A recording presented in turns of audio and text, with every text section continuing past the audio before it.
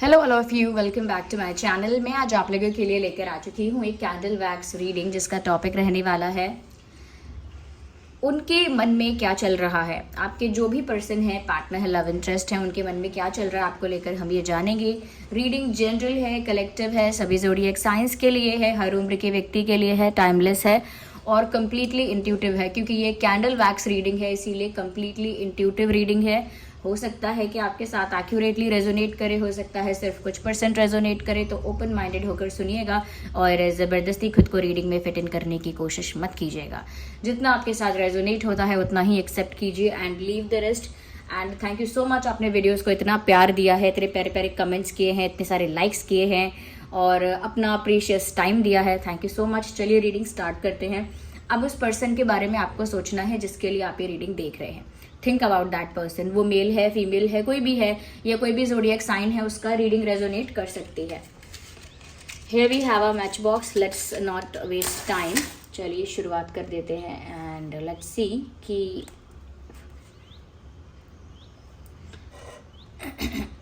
देखते हैं कि उनके मन में क्या चल रहा है आपको लेकर।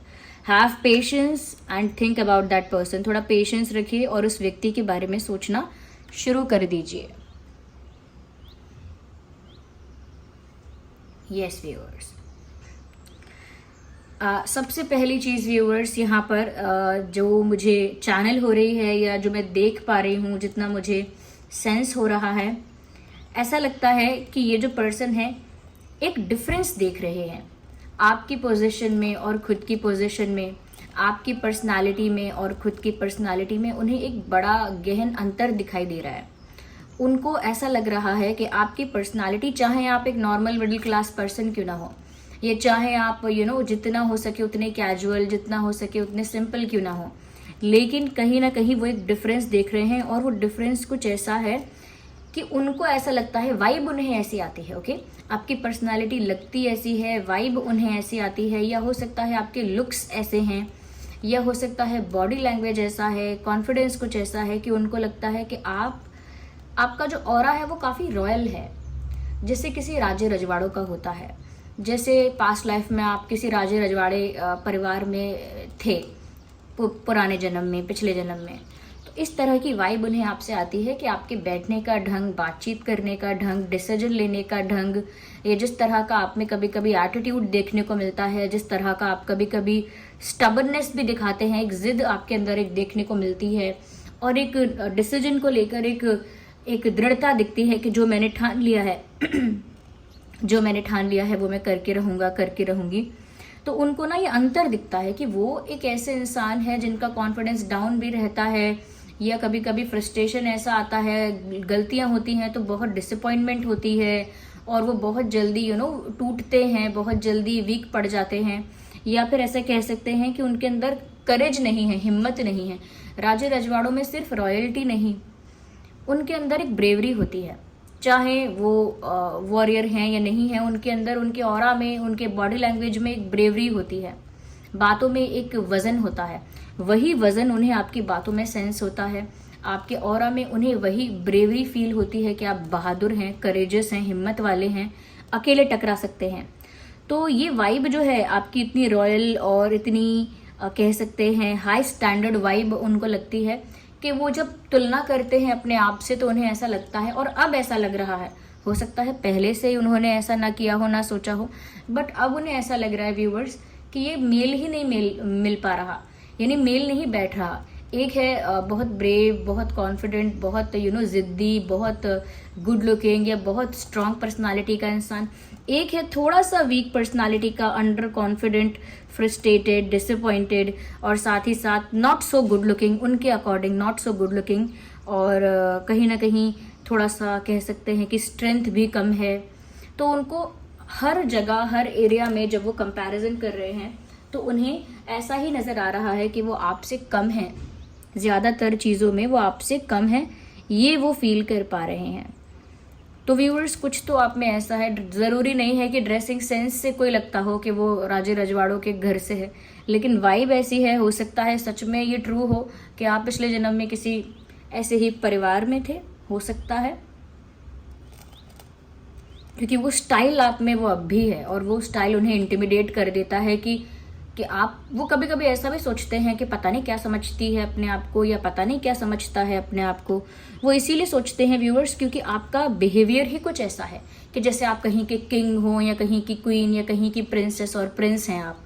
बिहेवियर ही ऐसा है, आपका बिहेवियरल पैटर्न ही ऐसा है कि देख के उन्हें थोड़ा कॉम्प्लेक्स हो जाता है, और फिर वो तुलना कर रहे हैं, और तुलना करके आपको पावरफुल, आपको ज़्यादा स्ट्रेंथ में ज़्यादा स्ट्रांग देख रहे हैं, और खुद को वो वीक देख रहे हैं, खुद को वो थोड़ा सा कह सकते हैं कि आपसे कम आंक रहे हैं। तो ये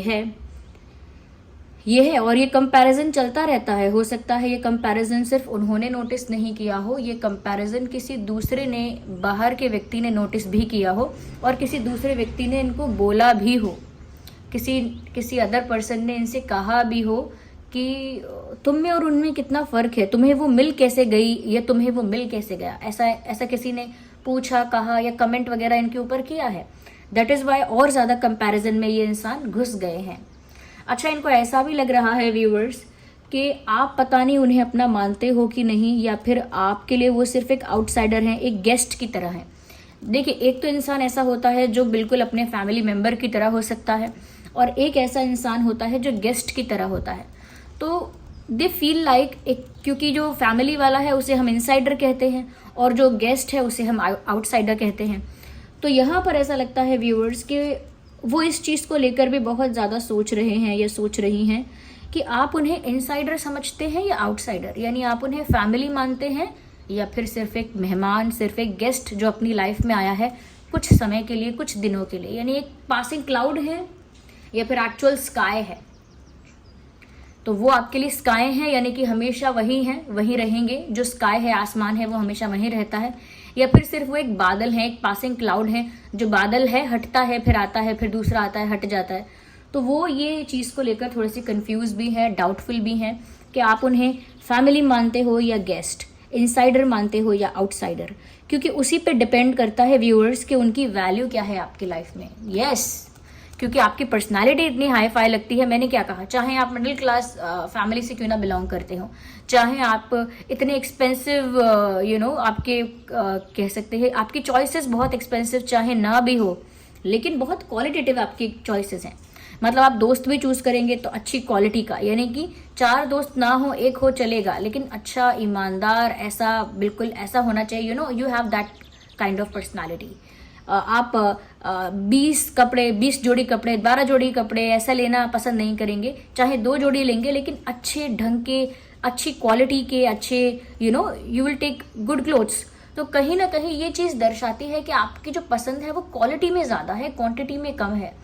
तो वो भी ऐसा लगता है कि आपके पर्सन जो हैं व्यूअर्स, वो ये जानना चाहते हैं क्या वो भी उस क्वालिटी के हैं जिसे आप अपनी लाइफ में हमेशा के लिए या लॉन्ग टर्म के लिए कंसिडर कर रहे हो, या फिर आप उन्हें वो क्वालिटी समझते ही नहीं, या आपने उनमें वो क्वालिटी देखी ही नहीं कि उनको लॉन्ग टर्म के लिए अपनी लाइफ में आप जगह दे सको या अपने दिल में जगह दे सको।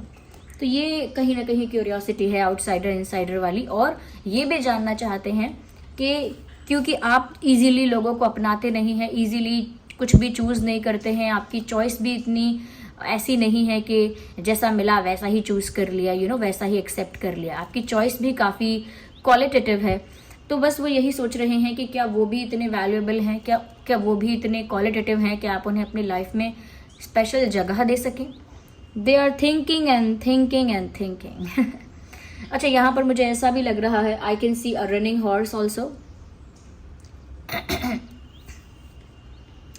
आई फील लाइक व्यूअर्स कि बहुत ज़्यादा पैशन और इंटेंसिटी के साथ they are running towards you, बहुत ज़्यादा फास्ट एनर्जी में, बहुत ज़्यादा फास्ट स्पीड में, बहुत तेज़, बहुत रफ्तार में वो आपकी तरफ बढ़ रहे हैं। ये प्रूफ है अट्रैक्शन का।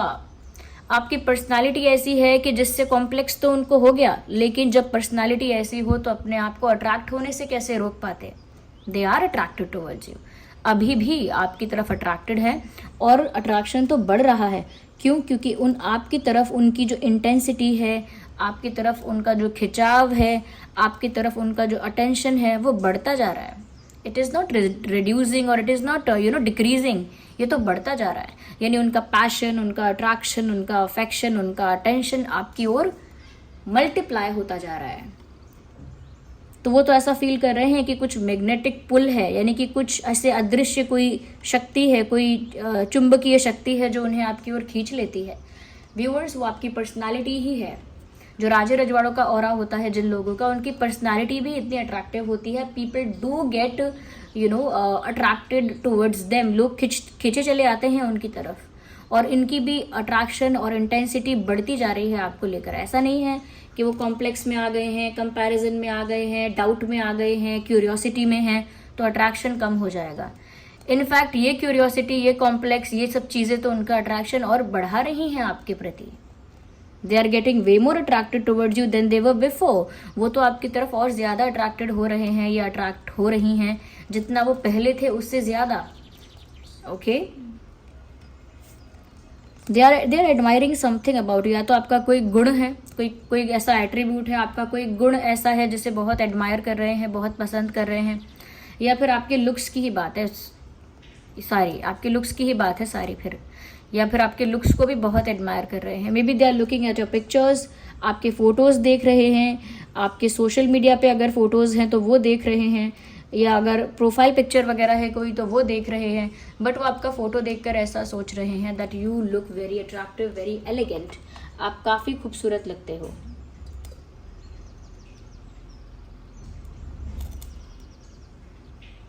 ओके, आप उन्हें काफ़ी ब्यूटीफुल लगते हैं व्यूअर्स।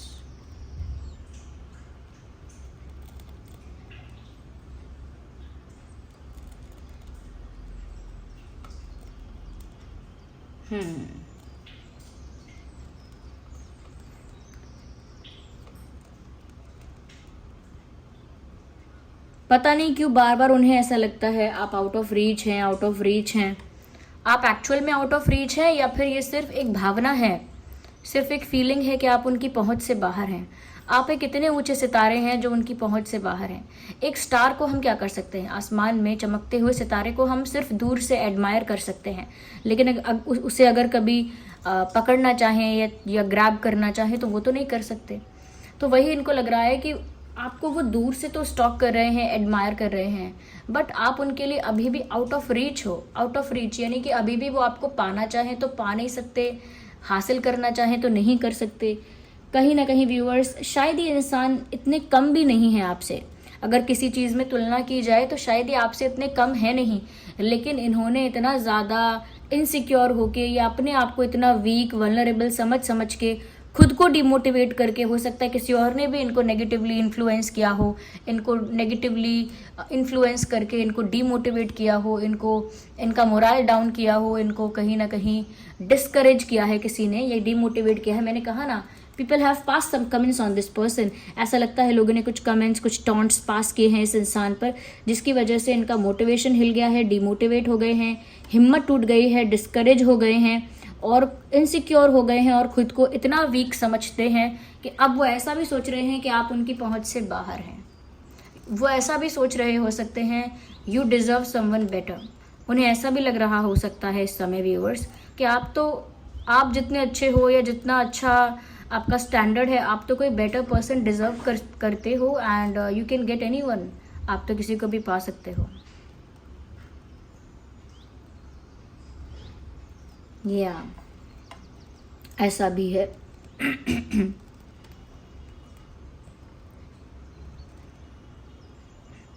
आपको लेकर कहीं फरार हो जाना चाहते हैं। That is a cute thought. ये कोई सीरियस थॉट नहीं है उनका कि आपको कहीं किडनैप करके कहीं भागना चाहते हैं, नो, बट एक क्यूट थॉट है क्योंकि आप उनके पहुंच से बाहर हैं या वो आपको आसानी से हासिल नहीं कर सकते।